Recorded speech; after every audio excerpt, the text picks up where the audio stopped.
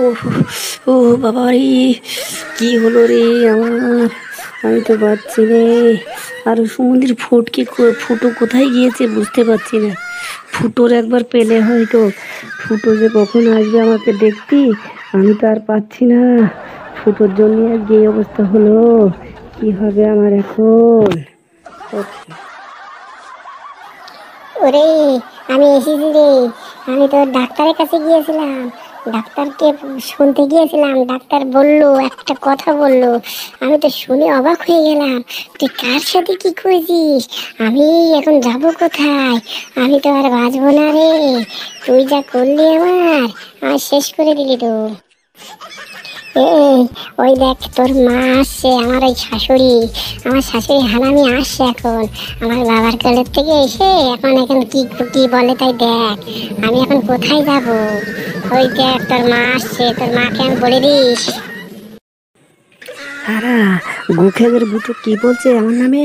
আমার নামে কি কিছু বলছে? ও গোখেদের বুটো, তোর জন্যই তো আজকে আমার মেয়ে এই অবস্থা। ও গোখেদের বুটো কি করছে?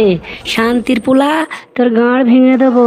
তুই আমার মেয়েকে যা করেছিস, তোর একদম গাঁড় ভেঙে দেবো। দাঁড়া, তোর বাবা আসুক, তোর বাবাকে দিয়েই আমি যে মার খাওয়াবো, বুঝতে পেরেছিস? কেন? আমি আবার কি করলাম? হ্যাঁ, আমার বাবাকে দিয়ে বল দেবে? আমি জানি না বুঝি তুমি কি করেছো।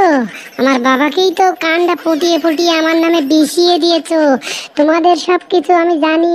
তুমি যখন বাড়ি থাকতে তোমার সঙ্গে কি কে কি আসতো আমি সবই দেখতে পাই গো, কিন্তু কিছু বলতে পারি না, দুঃখই গো। বুঝলি, আমি কিছুই বলি নে। আমি ফুটো তো ওই জন্য বলি নে। আমি বলবো, এবার থেকে বলবো, এবার থেকে ধরবো তোকে। গড়মানি, তুই কোনে কি করেছিস সেটা আগে বল। তুই আমার দোষ চাপাসিস, তোর মাও আমার দোষ দিচ্ছে। হ্যাঁ গো, তুমি আমার মার নামে কি বলছো? আমার মার সম্বন্ধে এসব কি বলছো? হ্যাঁ, তোমার একটু লজ্জা করছে না? তোমার শাশুড়ি হয় আর তুমি আমার মার নামে এ গুখাগার বিটো কি বলতেছে? আমি তো কিছুই বুঝতে পারছি না। শরীর তো খারাপ হয়েছে আমার, আর তুই আমার মার গাল দিচ্ছিস।